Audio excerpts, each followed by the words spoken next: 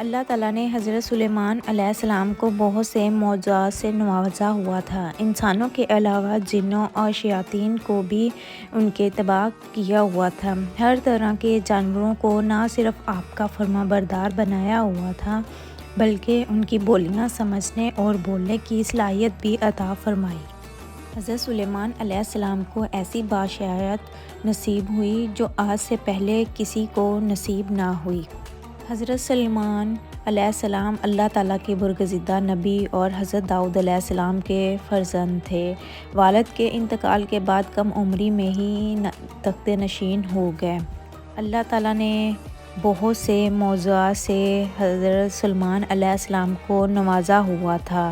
سلیمان علیہ السلام بن داؤد کی والدہ نے ایک دفعہ نصیحت فرمائی، بیٹا رات بھر سوتے ہی نہ رہا کرو، اس لیے کہ رات کے اکثر حصے کو نیند میں گزارنا انسان کو قیامت کے دن عمل خیر سے محتاج بنا دیتا ہے۔ اللہ تعالیٰ نے حضرت سلیمان علیہ السلام کو بہت سے معجزے عطا فرمائے، جن میں سے چند یہ ہیں: ایسی عظیم بادشاہت جو ان سے پہلے کسی کو نصیب ہوئی اور نہ ان کے بعد کسی کو میسر آئے گی۔ انسانوں کے علاوہ جنوں اور شیاطین کو بھی ان کی فرمانبرداری میں کر دیا۔ ہر طرح کے جنوں کو جانوروں کو نہ صرف آپ کا فرمانبردار کیا بلکہ ان کی بولیاں سمجھنے اور بولنے کی صلاحیت بھی عطا فرمائی۔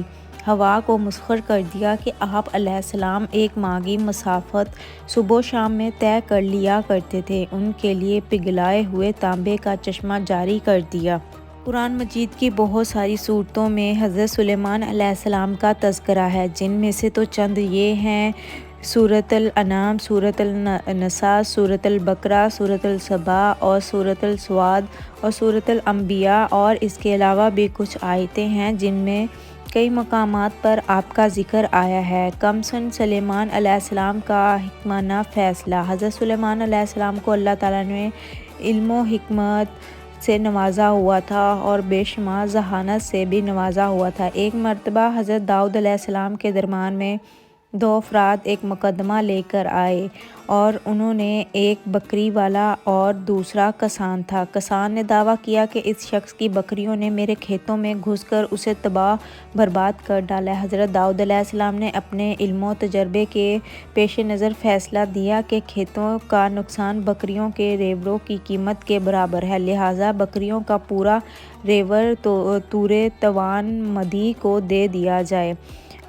فریقین عدالت سے باہر نکلے تو دروازے پر نوعمر حضرت سلیمان سے ملاقات ہوئی۔ انہوں نے مقدمے کے بارے میں دریافت کیا اور فیصلہ سن کر دونوں کو لے کر والد محترم کی خدمت میں حاضر ہوئے اور گزارش کی، اگر اجازت ہو تو اس فیصلے سے متعلق اپنی رائے پیش کرو۔ اجازت ملنے پر حضرت سلیمان علیہ السلام بولے، آپ بکریاں تو کھیت والے کو دے دیں تاکہ وہ ان سے فائدہ اٹھاتا رہے، اور کھیت کی زمین بکریوں والوں کے سپرد کر دے کہ وہ اس میں کاشت کر کے کھیتوں کو اس حالت میں لے آئے جیسا بکریوں کے چرانے سے پہلے تھا۔ پھر کھیت واپس کسان کو دے دیں اور بکریاں بکریاں والے کو دے دیں۔ حضرت داؤد علیہ السلام کو یہ فیصلہ بہت پسند آیا۔ قرآن کریم میں ارشاد باری تعالیٰ ہے، اور داؤد سلیمان علیہ السلام کو یاد کیجیے جبکہ وہ کھیت کے معاملے میں وہ فیصلہ کر رہے تھے کہ کچھ لوگوں کی بکریاں رات کو چرا گئی تھیں اور ہم ان کے فیصلے میں موجود تھے اور ہم نے اس کا صحیح فیصلہ سلیمان کو سمجھا دیا۔ سورۃ الانبیاء آیت نمبر 78 اور 79 میں اس کا تذکرہ واقع ہے۔ اللہ تعالیٰ نے جنات اور شیاطین کو بھی حضرت سلیمان علیہ السلام کا فرمانبردار بنا دیا تھا، جو نوکر و چاکروں کی طرح آپ علیہ السلام کا حکم بجا لاتے۔ وہ آپ علیہ السلام کے لیے سمندر کی تہہ میں قیمتی موتی، ہیرے وغیرہ نکال لاتے۔ حضرت سلیمان علیہ السلام کو بڑی اور خوبصورت عمارتیں بنانے کا بہت ہی زیادہ شوق تھا۔ انہوں نے آپ علیہ السلام کے حکم پر شاندار عمارتیں بناتے۔ اگر ان میں سے کوئی سرکشی کرتا تو آپ علیہ السلام اسے سزا دیتے اور زنجیروں میں قید کر دیتے۔ قرآن کریم میں ارشاد ہے، ہم نے بہت سے شیاطین بھی ان کے تابع کیے تھے جو ان کے فرمان سے غوطے لگاتے تھے اور اس کے سوا بھی بہت سے کام کرتے تھے اور ان کے نگہبان ہی تھے۔ ان جنوں میں بھی دو طرح کے جنات تھے، ایک تو اہل ایمان تھے جو اپنے نبی کا ہر حکم مذہبی فرائض سمجھ کر پورا کرتے، لیکن جو جن کافر تھے انہیں شیاطین کہا گیا ہے، وہ اپنے کفر اور سرکشی کے باوجود حضرت سلیمان علیہ السلام کے تبع فرما تو رہتے، لیکن ان سے نقصان کا بھی اندیشہ تھا، اس لیے اللہ تعالیٰ نے ان کی حفاظت فرمائی۔ سورہ سبا میں ارشاد ہے، جو کوئی ان میں سے ہمارے حکم سے پھرے گا اس کو ہم آگ کا مزہ چکھائیں گے۔ مفسرین فرماتے ہیں کہ اللہ تعالیٰ نے ایک فرشتہ مقرر فرما دیا تھا جس کے ہاتھ میں آگ کا سونٹا ہوتا، جو جن حضرت سلیمان علیہ السلام کے حکم سے سرتابی کرتا، فرشتہ اسے سونٹا مارتا جس سے وہ جل کر بھسم ہو جاتا۔ حضرت سلیمان علیہ السلام کو ہدہد بہت ہی پسند تھا۔ پرندوں کی حاضری لی تو معلوم ہوا کہ ہدہد غائب ہے۔ بغیر اطلاع غیر حاضر ہونے پر آپ علیہ السلام کو غصہ آ گیا اور فرمایا، اگر ہدہد نے غیر حاضری کی کوئی معقول وجہ نہ بتائی تو آج اسے میں یا تو ذبح کر دوں گا یا سخت سزا دوں گا۔